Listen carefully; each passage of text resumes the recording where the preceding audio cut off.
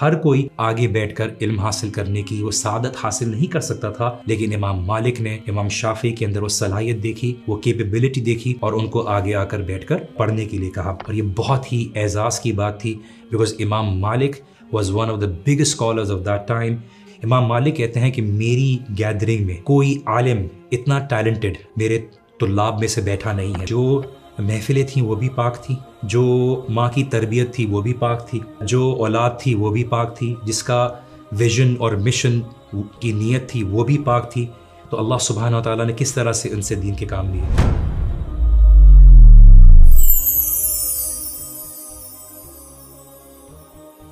السلام علیکم ورحمۃ اللہ وبرکاتہ۔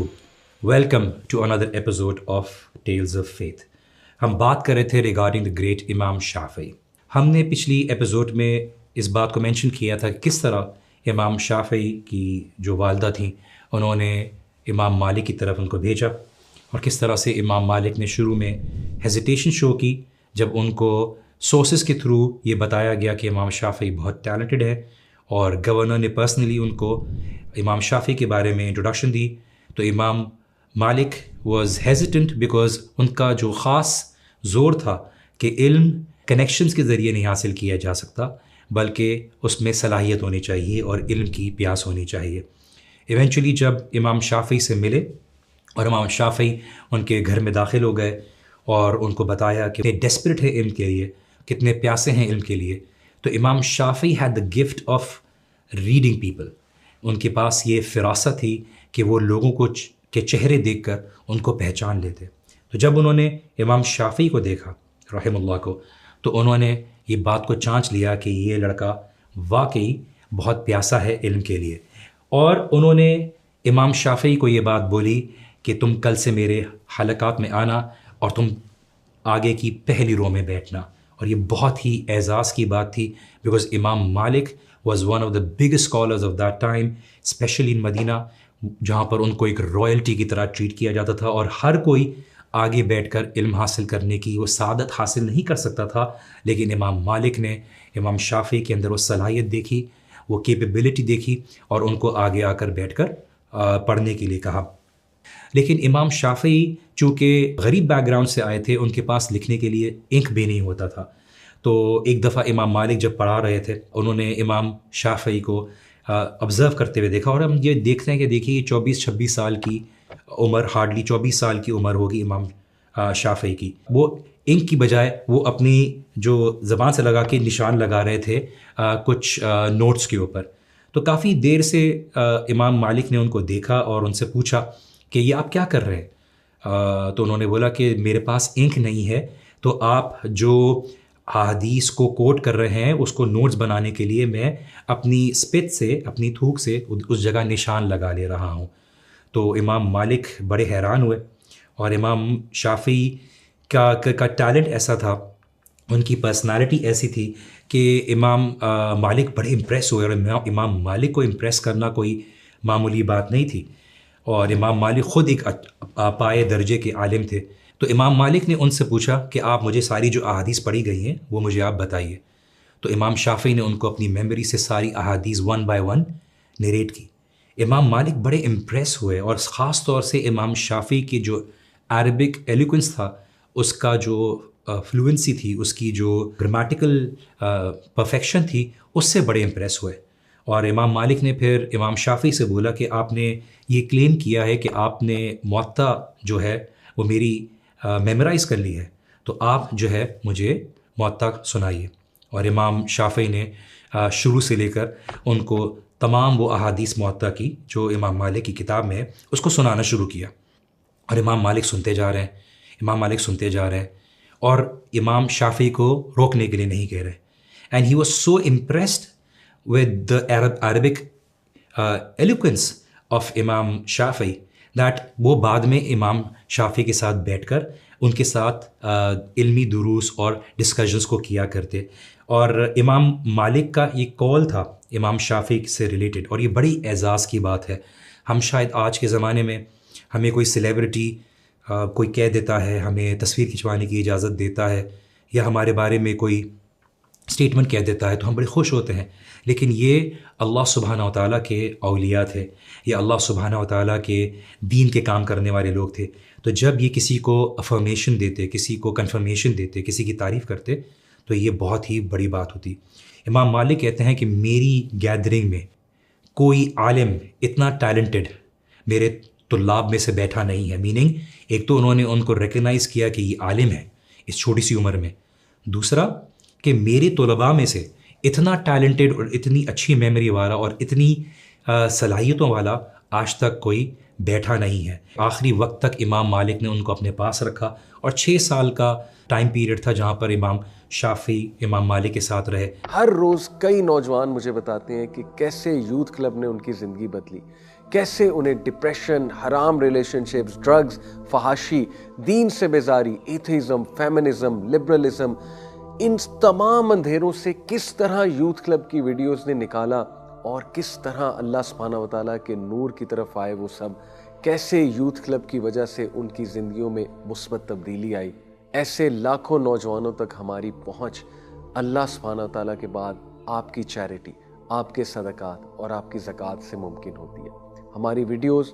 پوڈ کاسٹ کروڑوں لوگوں تک پہنچ رہی ہیں، اور ان کے ذریعے اپنی زندگی میں مثبت تبدیلی لانے والے ہر ایک شخص اور اس سے آگے اس کی سنورنے والی تمام نسلیں، سب کا اجر آپ کے نامہ اعمال میں جائے گا انشاءاللہ. اس لیے be part of the youth club family and donate now.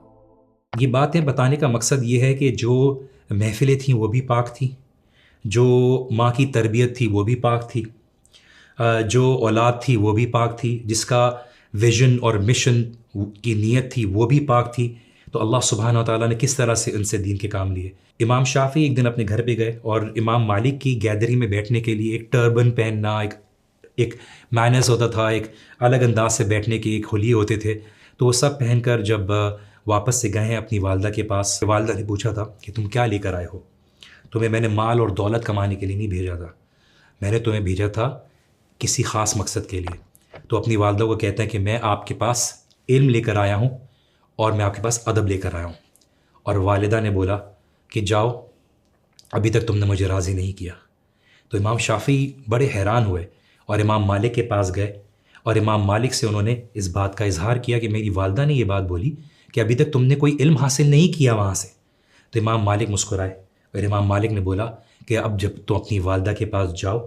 تو تم یہ کہنا کہ میں ادب لے کر آیا ہوں اور علم لے کر آیا ہوں، کیونکہ علم سے پہلے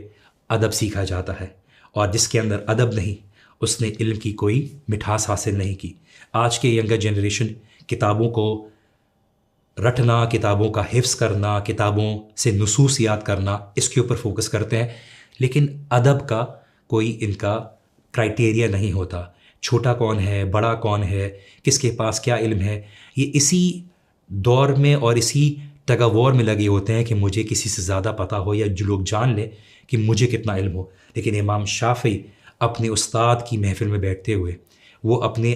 استاد کو نگیٹ بھی نہیں کرتے تھے. اور ہم جانتے ہیں کہ امام شافعی سے کافی لوگ جیلس ہوا کرتے تھے، امام شافعی سے کافی لوگ حسد کیا کرتے تھے، یہاں تک کہ حرم میں بیٹھ کر سجدے میں زور زور کی آواز سے امام شافعی کے لیے بد دعائیں کیا کرتے تھے. اور امام شافعی کو جب پتہ چلتا تھا تو امام شافعی ان کے لیے دعا کرتے تھے، کیونکہ وہ یہ بات کا کلیم کرتے تھے کہ امام شافعی جو ہے انہوں نے لوگوں کو مالکی مذہب سے دور کر دیا، حنفی مذہب سے دور کر دیا، فلاں فلاں مذہب سے دور کر دیا. اور امام شافعی کا ہنر ایسا تھا کہ ان کے علم سے لوگ امپریس ہوتے، جو دین نہیں بھی سیکھنا چاہتا وہ آتا اور ان سے باقی نصوص اور باقی فلسفے اور باقی جو انڈرسٹینڈنگ تھی معاملات کے متعلق وہ ان سے سیکھتے. اور اسی لیے امام شافعی کے کافی ایسے لوگ تھے جو ہیٹرز تھے، اور امام شافعی کبھی بھی کسی سے آرگیو نہیں کرتے، اور ہمیشہ اپنی والدہ کی ایک بات کہا کرتے تھے. اور یہ تقویٰ اور ایمان کی نشانی ہے کہ اس شخص کے اوپر کبھی بھی بھروسہ نہ کرنا. اور کافی دفعہ آپ اگر کتابوں پڑھیں امام شافعی کی تو اپنی والدہ کے کوٹس کو ذکر کرتے ہیں، کیونکہ والدہ بھی بے شک بہت بڑی عالمہ نہیں تھی لیکن متقی اور پرہیزگار تھی. اور تقویٰ اور قرآن کا علم ہونا بہت سی چیزوں کا فہم دے دیتا ہے، اور بہت سی چیزیں انسان تقوی کی بنا پر اللہ سبحانہ و تعالیٰ کی پسند کو جانچ لیتا ہے کہ اللہ سبحانہ و تعالیٰ مجھے یہاں پر کون سے راستے سے راضی ہوگا۔ تو وہ ہمیشہ ان کی والدہ ایک بات کہا کرتی تھی کہ کبھی بھی ایسے شخص کے اوپر بھروسہ نہ کرنا جس کے اقوال بدلتے ہوں 2 جمعے کے بیچ میں، میننگ آج وہ جمعے کے بیچ میں کچھ اور کہہ رہا ہے ایک ہفتے کے اندر، اور اسی سے پہلے کچھ اور الفاظ کہہ رہا ہے، کیونکہ انسان کی زبان ہوتی ہے، انسان کے الفاظ ہوتے ہیں جو اس کی اصلیت اور دل کا ایک عکاسی کرتا ہے کہ انسان اپنی زبان سے کیا پھرتا ہے، کیا اپنی زبان کے اوپر قائم رہتا ہے، کیا اپنی زبان کے اوپر عمل کرتا ہے۔ کیونکہ لمبی لمبی تقریریں دینا آسان ہے، اور باتیں بہت کرنا، خوبصورت باتیں کرنا بہت آسان ہے، اور آج کے دور میں تو اور بھی آسان ہے، کیونکہ انسان کو انفارمیشن تو مل جاتی ہے، لیکن عمل آپ کی ذاتی، آپ کی پرائیویٹ لائف میں اور آپ کی پبلک لائف میں کیا اس میں کوئی تضاد ہے، یہ چیزیں بہت امپورٹنٹ ہوتی ہیں۔ اسی لیے امام مالک جو تھے وہ اپنے اسٹوڈنٹس کے ساتھ تعلق بھی جوڑتے تھے، اور ایک مزے کا واقعہ یہ ہے کہ امام مالک اور امام شافعی ایک دفعہ بازار میں بیٹھ جاتے، اور ان دونوں نے یہ بات پہچان لی تھی کہ ان کے پاس ایک فراست تھی کہ وہ لوگوں کے چہروں کو دیکھ کر یہ بات کا اندازہ لگاتے، اور اکثر و بیشتر وہ صحیح ہوتے کہ اس شخص کو کون سی پریشانی ہے، یہ شخص کس پریشانی میں مبتلا ہے، کیا مالی پریشانی میں مبتلا ہے، کیا گھریلو مسائل کی مسئلے میں مبتلا ہے۔ اور یہ ایک عالم کی شان ہوتی ہے کہ وہ اپنے لوگوں کو دیکھ کر ان کے مسائل اور ان کی پریشانیوں کو جانچ لیتے ہیں، اور یہ اللہ سبحانہ تعالیٰ کی طرف سے اس لیے ایک گفٹ ہوتا ہے تاکہ سامنے والا جب سوال پوچھتا ہے، سامنے والا اپنی پریشانی لے کر آتا ہے، تو نہ صرف اس کو مسئلے کا حل بتایا جاتا ہے بلکہ اس کو دلی سکون بھی دیا جاتا ہے اس پریشانی کو مد نظر رکھتے ہوئے۔ تو امام شافعی اور امام مالک آپس میں بیٹھتے اور دیکھتے اکثر و بیشتر کہ یہ شخص جو ہے مالی پریشانی میں ہے، یہ شخص شاید صحت کی پریشانی میں ہے، اور یہ اکثر و بیشتر امام مالک جب کہتے تو امام شافعی کہتے کہ نہیں آپ صحیح کہہ رہے ہیں، ہاں مجھے لگتا ہے کہ اس کو بھی یہ پرابلم ہے۔ لیکن ایک دفعہ کا واقعہ ایسا ہوا کہ ایک شخص آیا اور امام مالک نے بولا کہ مجھے لگتا ہے کہ یہ اپنے کاروبار کی وجہ سے پریشان ہے، اور امام شافعی نے بولا نہیں یہ کاروبار کے خاص انہوں نے ایک الفاظ کہے تھے، انہوں نے نہیں یہ لکڑی کے کام میں ملوث ہے، انہوں نے بولا نہیں یہ اس کام میں ملوث ہے۔ اور یہ پہلی دفعہ تھا جب امام شافعی نے امام مالک سے اختلاف کیا کسی کو ریڈ کرنے کے معاملے میں، اور اپنے بندے کو جب بعد میں بھیجا گیا امام مالک کی طرف سے، تو جب اس نے بندے سے پوچھا کہ آپ کیا کام کرتے ہیں، تو اس نے اس بات کی کنفرمیشن دی کہ پہلے میں وہ کام کرتا تھا، میننگ وہ کام بتایا جو امام مالک نے بتایا تھا، اب میں لکڑی کے کام کا شروعات کرنے والا ہوں۔ تو امام مالک امام شافعی دونوں صحیح تھے اپنی فراست میں اور اپنی ریڈنگ میں، اور یہ کنفرمیشن تھی ایک استاد اور طالب علم کی کہ ان کی ایک انڈرسٹینڈنگ تھی، اور ان کی ٹائم سپینٹ ہونا ایک ایسی چیزوں میں جو واقعی میں علم سے تعلق رکھتا ہے۔ امام مالک کے پاس کا ایک اور واقعہ بھی ہے کہ ایک شخص آیا، اور لوگ بڑی عجیب مسائل لے کر آتے ہیں، ہمارے پاس بھی بڑے عجیب مسائل لے کر آتے ہیں، اور ان بڑے بڑے اماموں کے پاس تو اور ہی بڑے بڑے مسائل لے کر آتے تھے۔ تو ایک شخص آیا اور اس نے بولا کہ میں نے اپنی وائف کے ساتھ اپنی بیگم کو کچھ الفاظ کہہ دیے، اور میں نے یہ کہا کہ اگر تم چاند سے زیادہ خوبصورت ہو تو تم میری نظر میں طلاق یافتہ ہو۔ تو امام مالک نے بولا کہ تمہیں یہ بات کہنے کی ضرورت کیا تھی، اور انہوں نے کوئی لڑائی نہیں تھی، غصہ نہیں تھا، ہم نے ایسے ہی کہہ دیا کیونکہ مجھے پتہ ہے چاند کی خوبصورتی ہے، اور میری جو وائف ہے وہ اتنی خوبصورت نہیں ہے